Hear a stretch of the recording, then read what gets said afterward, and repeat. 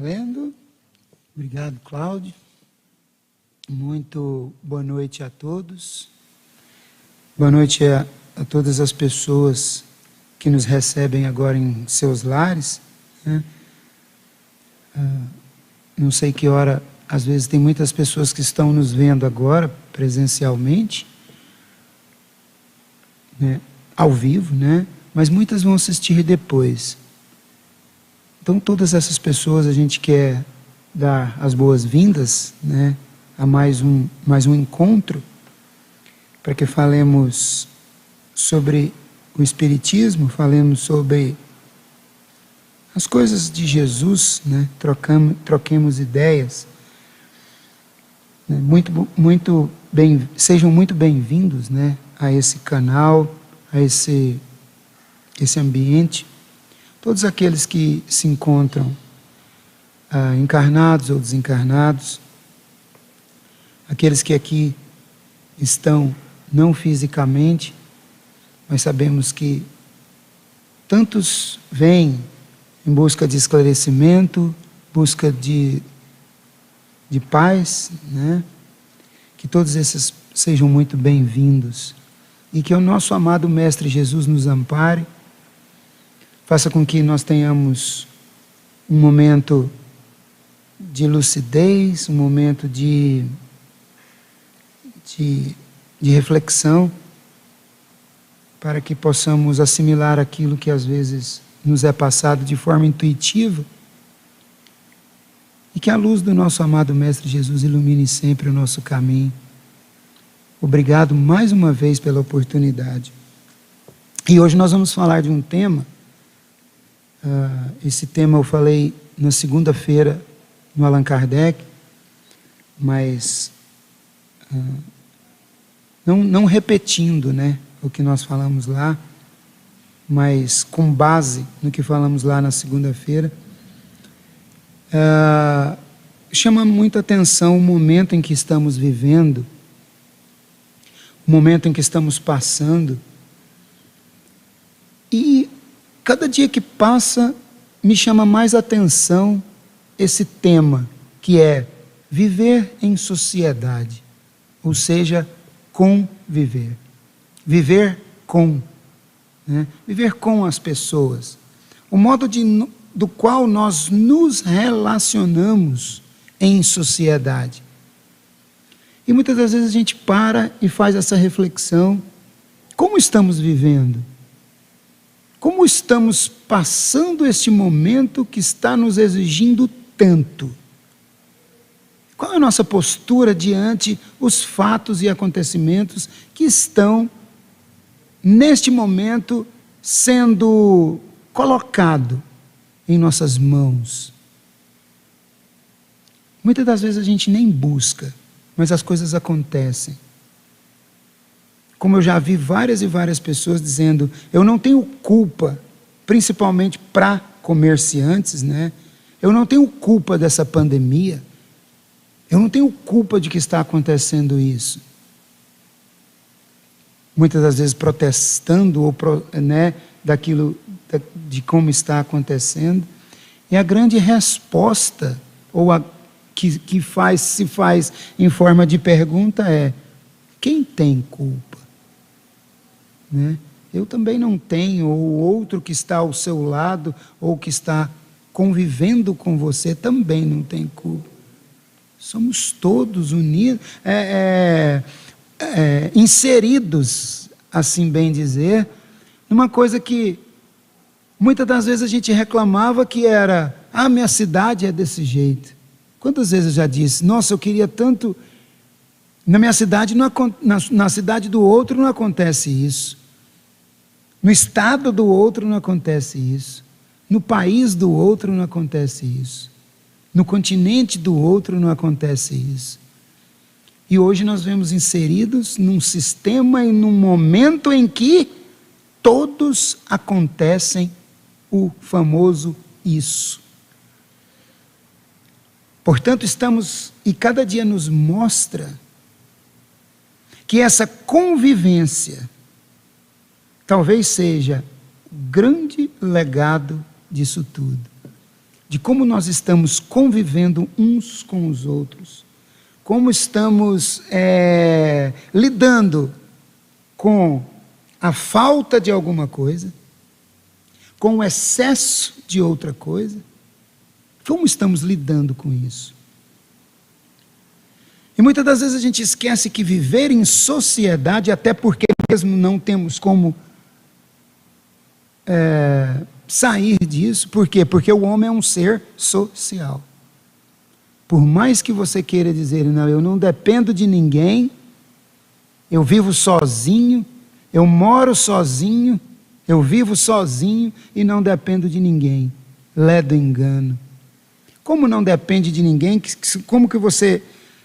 e por mais que você viva como um erenita, né? Por mais que você queira dizer assim, eu moro num local afastado, num rincão afastado, aonde que eu não tenho contato com ninguém. Mas de uma maneira ou de outra você precisou de alguém até para nascer. Porque o ser humano precisa de outro até para nascer. Né? Então é aquela velha história. Não tem como você não relacionar com alguém. E haja visto que essas pessoas que são erenitas, vamos dizer assim, essas pessoas que vivem isoladas, são poucas e raríssimas essas pessoas. O resto de nós precisamos conviver. Viver com. Relacionar com alguém. Né? Tem uma definição que diz assim, ó, viver em sociedade é a forma de relacionar com outras pessoas, com educação e respeito. Como estamos lidando com isso? Novamente eu pergunto. Qual respeito eu estou tendo com o meu semelhante? O que eu estou fazendo para melhorar a convivência? Lembrando que a primeira célula de convivência que nós temos, a célula familiar, a qual nós somos inseridos. E cada dia que passa, estamos vendo mais famílias se distanciando, brigas de toda e qualquer espécie, discussões, uns falando dos outros, e muitas das vezes não fazendo a mínima questão de estar naquele aonde que você foi inserido pela primeira vez. Né? E essa fórmula de relacionar é uma maneira, né, por definição, é um processo estabelecido de comunicação onde o emissor e receptor tenham claro suas reais atribuições. Ou seja, essa forma de relacionar, o emissor, no caso, pode ser qualquer um, mas no meu caso, vamos dizer, na minha forma de relacionar, eu emissor, sou totalmente responsável porque o receptor vai receber. Da maneira com que eu falo. E aí vocês podem dizer assim, Carlúcio, mas eu não tenho responsabilidade nenhuma do que a pessoa entendeu. Eu falo e ela entende como ela quiser. Mas e para mim? Eu fui claro na minha fala? Eu fui claro naquilo que eu tentei ou que eu quis dizer? Quantas e quantas vezes nós percebemos que às vezes a minha entonação vocal ou a minha vontade de dizer alguma coisa, a pessoa não entendeu aquilo que eu quis dizer. E aí o que nós fazemos? Entenda como você quiser. E aí eu saio falando que a pessoa não me entendeu. Por falta de paciência e por falta, às vezes, de uma clara comunicação, que esbarra na educação e no respeito para com o meu semelhante. Então, na primeira célula que nós somos inseridos, que é a célula familiar, muitas das vezes nós não fazemos a questão nem de mostrar aquilo que eu queria dizer. Eu viro as costas e digo, eles que se entendam para lá. E eu falei. Como se todas as pessoas tivessem obrigação de entender aquilo que está na minha mente. E como nós observamos isso? Muitas das vezes eu quero que a pessoa entenda aquilo que eu estou pensando. E não na maneira que eu estou expressando. Eu muitas das vezes expresso de uma maneira o meu pensamento, achando que a pessoa está captando aquilo que eu estou pensando. E nós ainda, no orbe terrestre, ainda não temos a capacidade de entender aquilo que nós estamos pensando.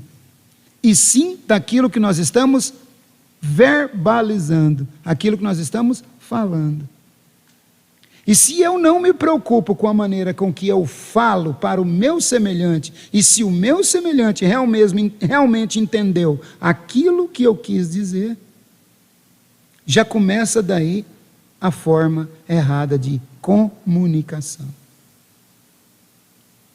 Repetindo, é um processo estabelecido onde o emissor e o receptor tenham claro as suas reais atribuições. Eu preciso que ele entenda aquilo que eu quero dizer e é preciso que ele também entenda aquilo que eu quis dizer.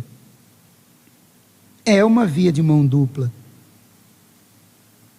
E parece, em todas as coisas que a gente entende, e vocês vão ver o ponto aonde que eu quero chegar, que nós não estamos entendendo isso. Haja visto que, e eu sou um consumidor desse público, da rede social, haja visto hoje, nesses dias eu dei um exemplo, coloque lá assim, ó, eu não gosto de jiló, igual eu dei o exemplo lá no Allan Kardec. Só isso, coloca só isso na internet. Eu não gosto de jiló. Nós vamos ver assim, ó, pessoas, então, nossa, eu também não gosto. Nossa, eu gosto demais. Né? O que deveria ser olha, eu gosto e você não gosta. Mas aí, pode observar e tentar para vocês verem. Aparece um lá que diz assim, como você não gosta? Você tem que gostar. Porque é muito bom. Faz ele com isso, isso e isso que você vai gostar. E aí você responde, mas eu não gosto, eu já tentei. Ou então não fala nada. Essa pessoa vai continuar falando. Olha, como assim você não gosta? Você precisa gostar. Porque ele tem fonte disso, tem fonte daquilo, tem fonte de proteína, tem fonte de vitamina, tem fonte daquilo. Descreve o que ele tem todinho. E diz, você tem que gostar. E eu vou te encontrar um dia, e se você achar você, e você não gostar não, você vai ver o que vai acontecer. E começa a ameaçar. Ah, mas você não gosta porque você é do partido A. Se você fosse do partido B, você gostava. E aí começam os xingamentos, né? Ah, você é jumento, você é gado, você é aquilo outro, porque você gosta de jiló. Ou não gosta do jiló. E aí aquela discussão parte para outro lado, que não é o gostar, o gosto. Que eu preciso de respeitar quem não gosta e quem gosta. Porque muita gente gosta e muita gente não gosta. Muita gente já tentou comer e não deu conta. Muita gente nem tentou e nem vai tentar, porque ouviu falando que não gosta. Mas é a opinião dele e ele não gosta. E aí eu entro com a minha querendo impor que a pessoa goste. De A ou B, de partido B ou partido... E quando eu falo em partido, gente, a política está chegando a níveis assustadores. As brigas que nós estamos vendo. Famílias sendo separadas, causando encrencas irreversíveis, ódios, então, Nossa Senhora. E como está sendo pregado o ódio? Como está sendo pregado o ódio? Né? E essa convivência versus espiritismo, tem uma citação que diz assim: com essas poucas citações, já podemos efetivamente perceber o alcance social do espiritismo. E ainda, nós espíritas, mais do que ninguém, precisamos entender em profundidade a nossa condição de cidadãos e exercê-la com seriedade e lisura diariamente nas mais pequeninas atitudes do cotidiano. A pergunta que eu fiz é: qual é o nível de ofensa? Como que se mede um nível de ofensa?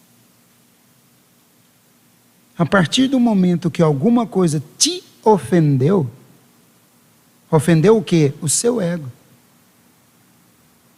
Não estou falando de agressão, estou falando de ofensa. Agressão é crime. Ofensa um ao outro é crime.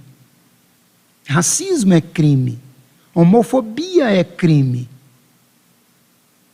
Não estamos nem falando de crime. Estamos falando aquilo de dizer assim: Cláudio, essa camiseta sua é horrorosa. Não é verdade? Espera aí. Se o Cláudio se ofendeu com a camiseta e disse assim: nossa, Carlos não poderia ter dito isso para mim de maneira alguma, que minha camiseta é horrorosa. Quem que ele está pensando que ele é para falar assim? E já vai em cima. Como assim? Ao passo que, se a pessoa achou a minha camiseta horrorosa, ela vai ofender a quem? Única, pura e exclusivamente a mim. Ao passo que, se aquilo não me atingir, eu vou continuar achando. Se não atingir o Cláudio, eu vou continuar achando a camiseta dele horrorosa, e ele vai continuar usando-a da melhor maneira possível. E parece que a gente não está entendendo isso. Que as ofensas estão acontecendo porque o meu ego está exacerbado. Porque eu não aceito a pessoa falar aquilo de mim. Nós estávamos comentando ontem com a minha mãe, e minha mãe, uma senhora de 87 anos, e ela falou assim, pela fala dela, nossa, o povo hoje em dia está tão ofendido com apelido, né? Na minha época tinha tanto apelido. Na minha família tem pessoas que são conhecidas pelo apelido. A mãe do cara chama ele de apelido. Né? E hoje a gente vê as pessoas se irritando, brigando, matando,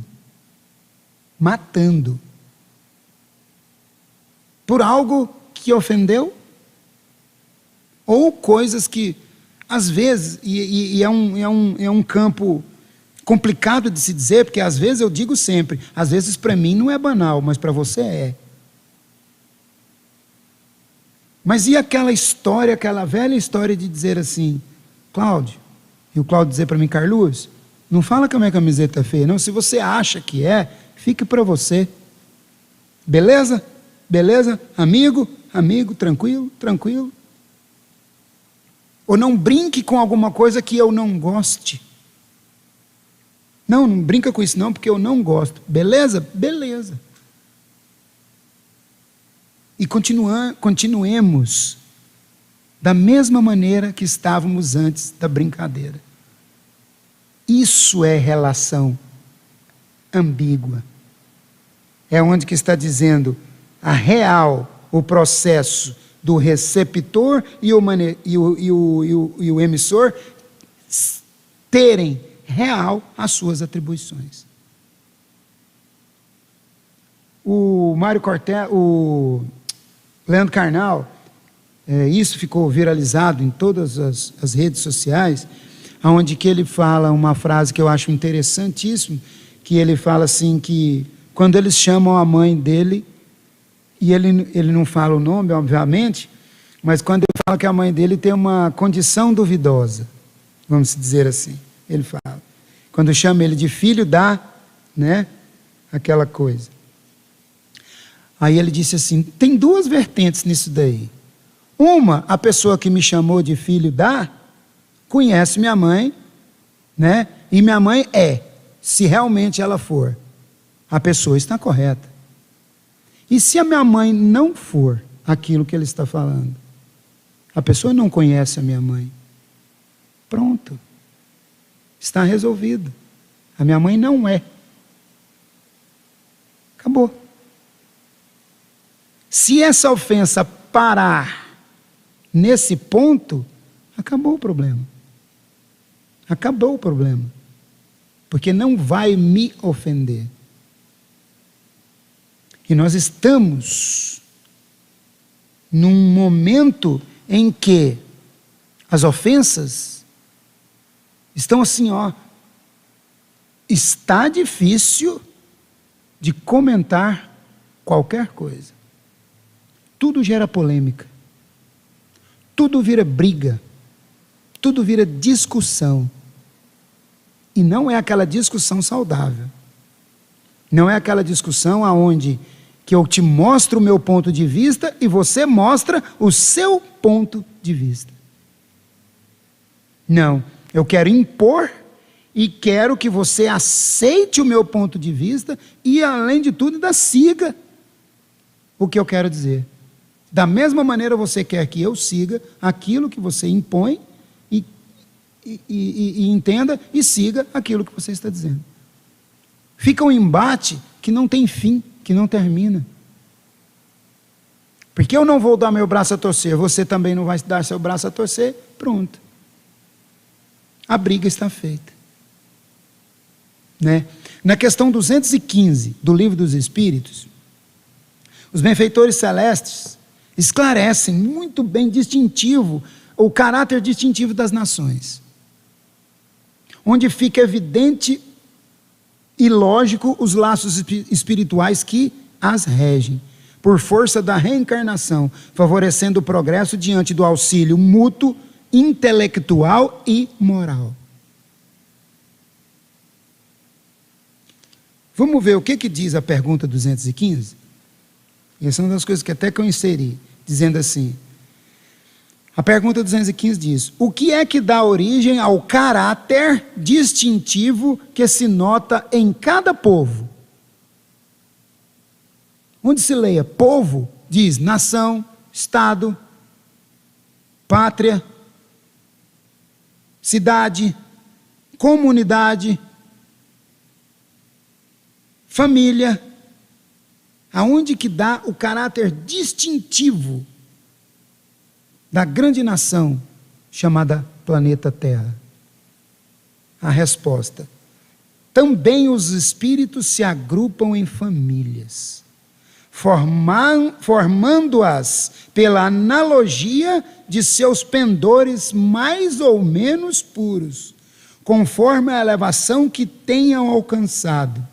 Pois bem, um povo é uma grande família formada pela reunião de espíritos simpáticos.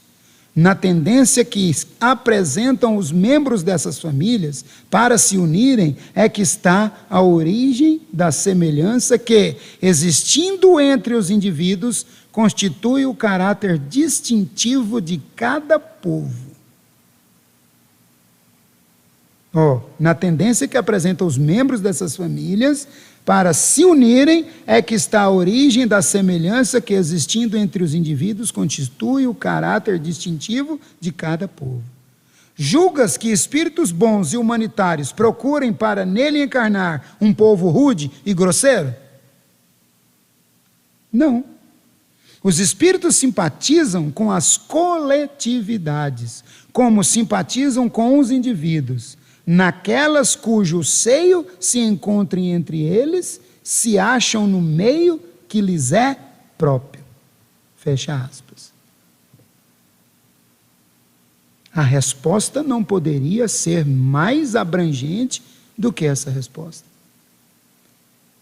Por isso que eu falo que eu sou suspeito para falar de espiritismo, porque cada dia que passa me fascina cada vez mais. Olha que resposta abrangente, que nós podemos reunir na maneira com que todas as pessoas que nós relacionamos, sejam elas da nossa família, lógico que é a primeira, ou seja, as pessoas as quais nós relacionamos no nosso dia a dia, estão inseridas numa grande teia, a qual faz parte da minha vontade de estar inserida naquela parte da sociedade. Então, um grande povo, uma nação, ele diz, eu ainda destaquei, um povo é uma grande família formada pela reunião de espíritos simpáticos. Portanto, se você se sente uma ovelha negra, não se iluda. E aí vem a grande frase, eu não pedi para nascer. Né? Que a gente sabe, realmente. E eu concordo plenamente, não pedi para nascer. Eu implorei para nascer. E além do mais, aonde eu nasci? Aonde eu fui inserido? Na pátria que eu fui inserido, no estado, na cidade e na família em que eu fui inserido. Porque caso contrário, zombaríamos dos engenheiros espirituais, que trabalham tanto, que ajudam tanto, para que aquele indivíduo fosse inserido naquela célula familiar, naquele estado, né? E outro destaque dessa pergunta, que ela diz assim, na tendência que apresentam os membros dessas famílias para se unirem, é que está a origem da semelhança que, existindo entre os indivíduos, constitui o caráter distintivo de cada povo. E agora nós estamos numa maneira de dizer, né? Mas o povo brasileiro é isso, o povo brasileiro é aquilo, eu queria ter nascido era na Europa, o europeu faz isso, o europeu faz aquilo outro. Que condição eu tenho para falar isso? Que condição eu tenho para me maldizer daquilo que eu implorei para nascer? Que eu implorei para vir. Que eu planejei. E aí eu chamo a atenção, gente, para quando ele diz, no meio espírita. Carlos, mas que lindo, hein? Você está querendo ser melhor do que os outros? Muito pelo contrário. Por sermos piores, é que aumenta a nossa responsabilidade quando a gente fica sabendo uma coisa dessa. Porque a sua responsabilidade aumenta com o seu conhecimento, com o nosso conhecimento. Quando eu sei o que eu estou fazendo, a partir dali, a responsabilidade é totalmente minha. Porque quando eu ainda estou perdido, quando eu não estou sabendo o que é que eu estou fazendo, ainda tem o atenuante. Mas quando eu sei o que eu estou fazendo e faço, aí tem o agravante, que agrava tudo aquilo que eu estou falando, ou então que eu estou fazendo. Então, se eu estou inserido numa sociedade, se eu pertenço a uma sociedade, e hoje a gente vê demais isso, eu não pertenço a esse lugar, eu não me encontro, eu não me acho. Pode ter certeza que nós, quando eu digo você, mas eu digo nós, eu também faço demais. E acredito que vamos arrepender demais de todas as vezes que nós pensamos ou dissemos essas grandes frases: como eu queria ter nascido em tal lugar, como eu queria ser de tal lugar, como eu queria pertencer a tal lugar. Porque, como o Rossandro diz, qual a régua que estamos medindo? Qual a balança que estamos pesando nossos problemas? Qual é a visão que eu estou tendo da minha vida, do meu convívio social com as pessoas? Né? E a definição de convívio social é a base concreta para uma boa vida em sociedade. É ter percepção e consciência dos nossos deveres e obrigações, e principalmente dos limites e regras que fazem uma relação social harmônica. Principalmente dos limites e regras.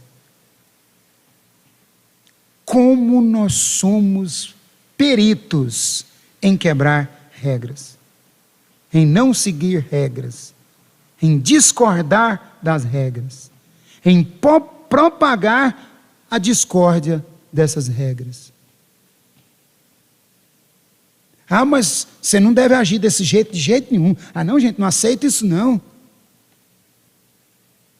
E o próprio Cristo vem e diz assim, ó: eu não vim destruir a lei. Eu vim para que a lei seja cumprida. Quantas vezes, se nós pegarmos as passagens de Jesus, ele foi colocado na parede para que ele dissesse assim, ó, que a lei estava errada, que não era para as pessoas seguirem a lei. E, no entanto, ele nunca titubeou. Sigam a lei. Façam cumprir a lei, até na hora da morte dele. Ele poderia muito bem ter burlado isso daí. Mas ele não o fez como um grande exemplo que nós deveríamos seguir. E a grande pergunta é: nós estamos respeitando esses limites e regras? Nós estamos respeitando esses limites e regras? Vou começar por uma parte interessante, nossas crianças. Como estamos vivendo uma geração sem respeito pelo seu próprio, sem respeito pelo seu semelhante, sem respeito pelos mais idosos, sem respeito pelos seus pais. E estamos em contrapartida também de pais que não respeitam os seus filhos. Todos os telejornais, todos, estão falando aí dessa morte dessa criança, que foi supostamente morta pelo padrasto, e a mãe acobertou. O que a gente está ouvindo falar desse casal? Quais são as coisas que nós estamos ouvindo falar? Eu já li de tudo. Essa mãe tem que morrer. Esse padrasto tem que morrer, tem que sofrer, tem que aquilo outro. Como que uma mãe faz isso? E eu vou reportar de novo a fala do Rossandro. Quando apertaram ele, num programa onde ele estava numa cidade, pelo que eu acho que é pelo estado de São Paulo, em que ele saiu de uma palestra e eles perguntaram a ele, naquele exato momento tinha acontecido um crime onde uma mãe tinha matado uma filha. E perguntaram para ele: o que você acha, o que o Espiritismo acha dessa mãe? E ele disse que, como que pego de surpresa, como acontecem uns insights na vida, ele repete, talvez essa resposta nem era dele, ele foi intuído para dar essa resposta. Ele falou assim: não, eu não vou me basear numa mãe por essa mãe. Eu não vou me basear por a mãe que matou o filho. Eu vou me basear para a mãe que dá a vida pelo filho. Não é verdade?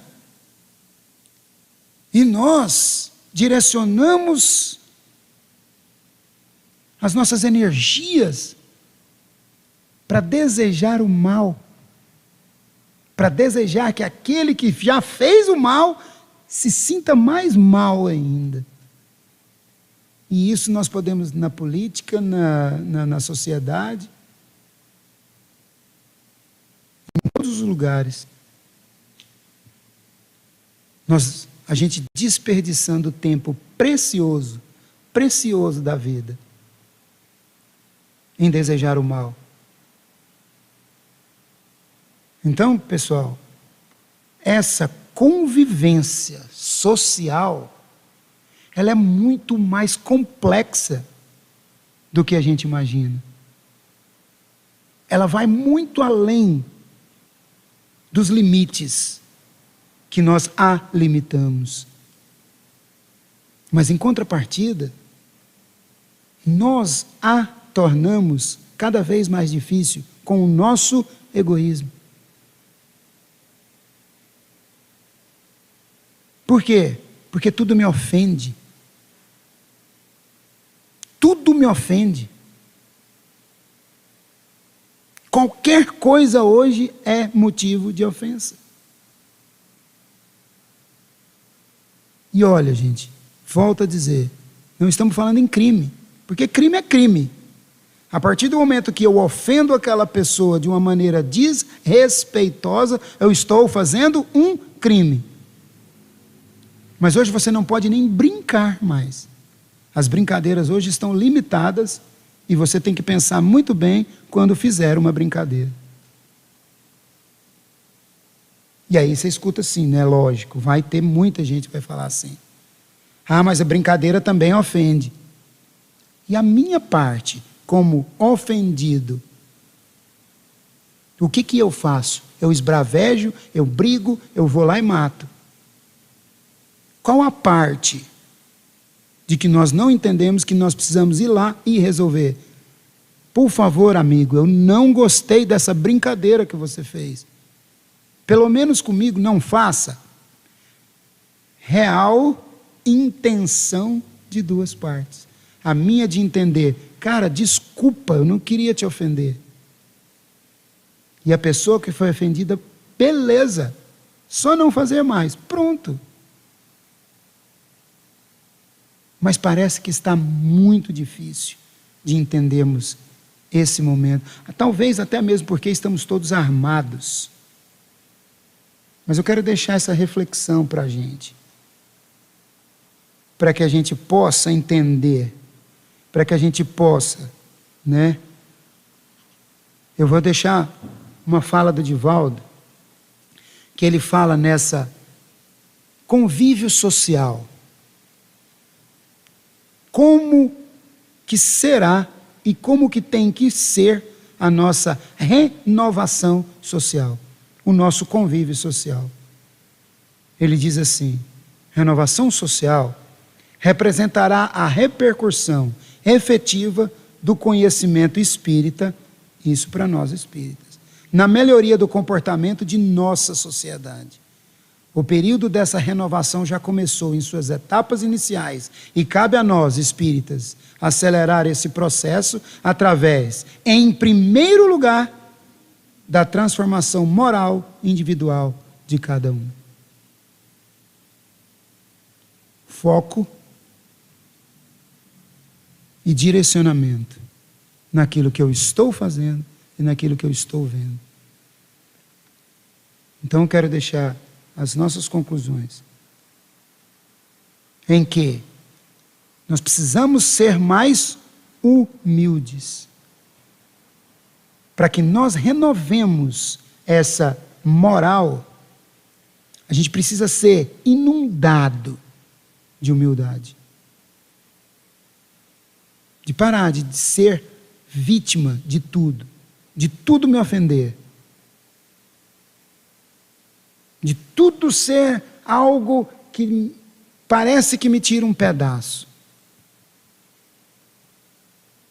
De que se eu relevar aquilo, eu tiver a humildade de entender também que o meu irmão não tem a mesma consciência que eu, não tem o mesmo raciocínio que eu. E isso eu estou dizendo tanto para mais quanto para menos. Eu preciso entender que esse irmão é uma unidade diferente da minha. Nós somos 7,5 bilhões de pessoas encarnadas. E nenhum, absolutamente nenhum, é totalmente igual ao outro. E parece que a gente não vê isso. Então fica aqui, para que tenhamos humildade, entendimento naquilo que formos fazer do nosso dia a dia. E eu digo para vocês, eu estou tentando demais fazer isso. Eu estou tentando demais. E quando eu consigo, o que já está sendo, muitas das vezes eu estou conseguindo relevar, passar por cima de muitas coisas, como está sendo bom. Como minha vida está de uma maneira diferente. Como está sendo bom lidar com essa mudança, com essa aceitação, mais tranquilo, mais amável, mais feliz por as coisas que vêm não me atingirem. Vamos fazer isso. Beleza, meus irmãos? Que a paz de Jesus esteja com todos nós. Que o amor de Jesus faça com que nós sejamos mais humildes, mais humanos, mais fraternos, melhores uns com os outros. Que o amor dele, que ele veio e nos ensinou, nos encha de harmonia e de paz. É o que nós estamos precisando demais. De ter paz e de propagar a paz. O amor, a humildade. Tá? Fica todo mundo com Deus. Que a paz dele nos inunde sempre. Que assim seja.